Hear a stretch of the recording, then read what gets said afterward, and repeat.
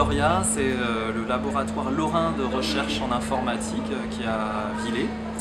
Et notre équipe, c'est l'équipe Parole. Donc c'est une équipe qui s'intéresse aux aspects sciences humaines et informatique de la parole.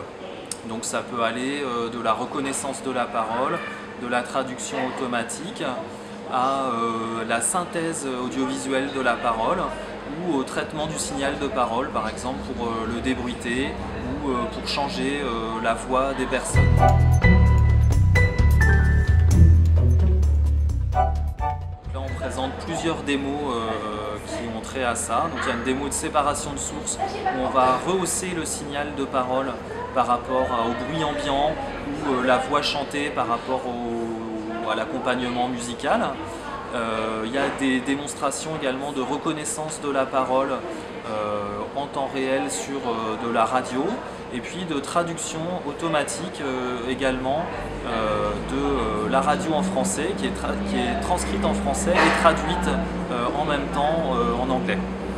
Et enfin, à partir de nos technologies de synthèse audiovisuelle de la parole, on a développé un livre éducatif pour les enfants sourds en langage parlé complété, c'est-à-dire qu'il y a une tête parlante qui va bouger les lèvres et faire des signes pour que les enfants sourds puissent comprendre le livre éducatif.